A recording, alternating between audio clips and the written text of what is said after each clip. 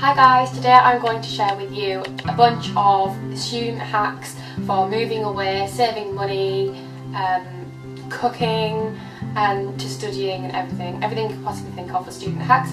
I have scoured through all possible corners of the internet, my own personal ideas, and asked friends on their hacks as well, and collected together a bunch of really interesting ones that could help you when you come to university.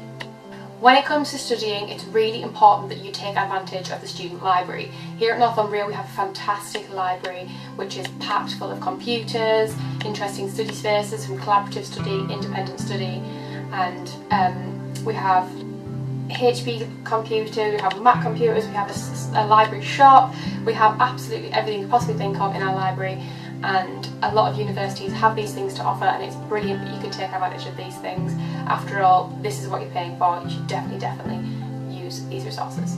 As well as using the library, I find it really helps to do work and study in groups. Me and my friends get together in study rooms occasionally, and we will focus on one subject for that session, and working together is really beneficial. Personally, for me, I find that I learn by teaching others the information, so I will do that often with my friends. I will teach them what I know, and then they can learn from that, as well as me learning from it as well. And this kind of side hack on the study group is to use Google Drive. Google Drive is great for collaborative study because you can all add in all your information, say in a spreadsheet, and it is recoverable from anywhere on any computer. So if you were to accidentally spill a drink on a laptop or something, you can still recover that information on a different computer anywhere, whether that's in the library, on your friend's computer, and it's really important and beneficial for the students. Another tip slash hack for students is to experiment with different ways of studying. So for me, in my first semester of first year, looked at different ways of rewriting my notes, whether that was rewriting them in a different book, rewriting them just same alongside the notes, or writing them on my computer. I think for me, I found that the best way was to write them on my computer, and then that way I could compile a full list of notes in each document for each module at the end for me to read through if I needed them. I also find it really beneficial to use different colours, different highlighters, and make mind maps and things like that. Again, things like study groups, finding all the really beneficial methods for you to use, and that's how you're going to succeed. So food for me is a really big one, and it's something that I preach to the high heavens. My first hack for that would be to learn to cook.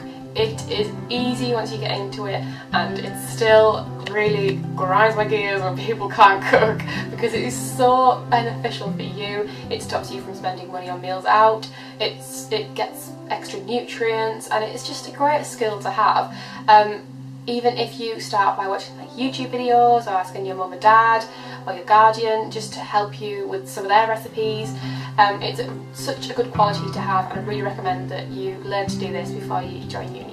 So once you've learnt to cook, my next hack is to batch cook. I will make things like a chili con carne or a bolognese, and I will then freeze that in the freezer in portions, and that way when I come in from a long day at university, I literally just have to pop it in a pan, heat it up, and it's ready for me to eat. It's a really great time saver as well as a really great money saver.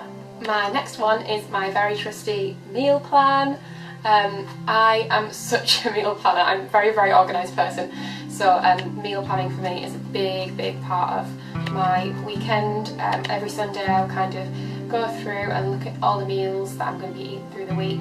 I tend to just look at dinner times, so like tea, and make sure I only ever buy the ingredients that I'm going to be using for those meals, and that stops me overspending. It stops me getting anything that's just going to go to waste, which I think is also a really important thing, not to waste too much food, because I mean, if you're a student and you're broke, you're not really going to have the money to waste. And the last one in food is to opt for own brand products. And now I know it's really easy to go for the proper Walker's crisps or the Robinson's squash, but you'll find that a lot of the time own brand products are exactly the same. Sometimes you can even get better than the branded ones. Own brand at Lidl, that's where it's at.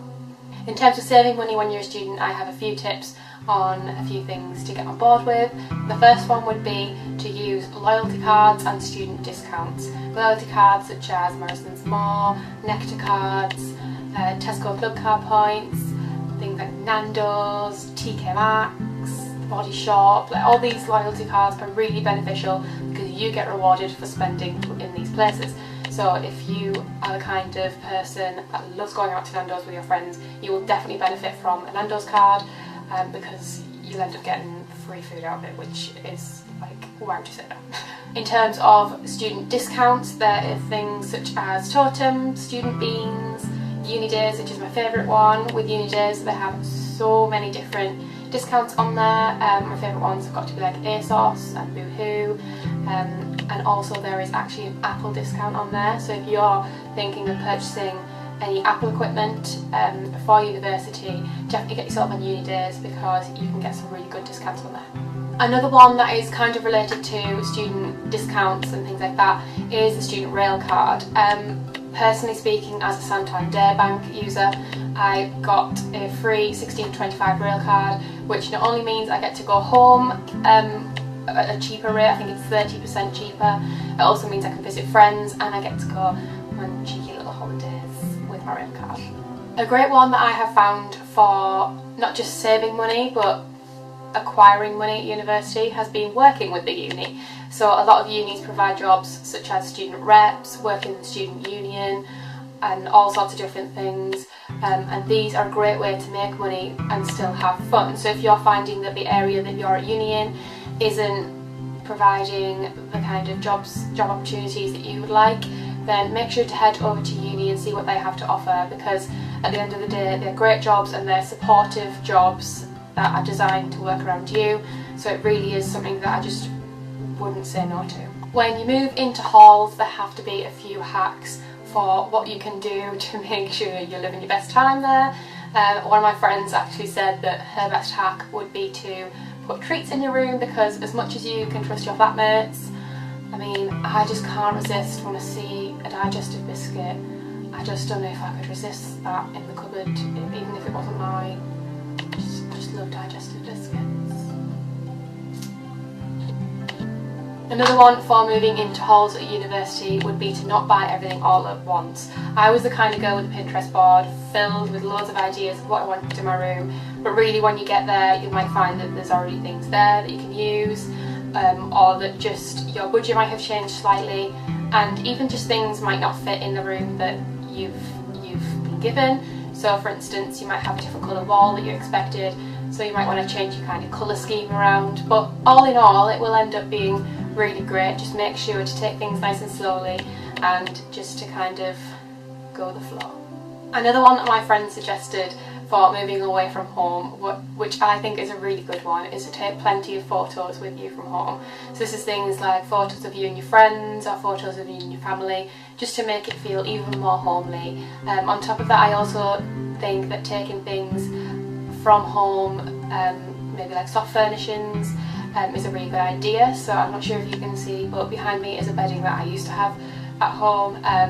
So I think that's just, it kind of brings home here, and I think that's a really nice way to feel less homesick.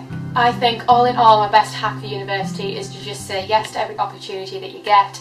It really is what you make it, so I think 100% just do everything you possibly can, get yourself out there, and you really will succeed that way. So they are my hacks for university life or student life. I hope you enjoyed. Thank you for watching. I'll see you again soon.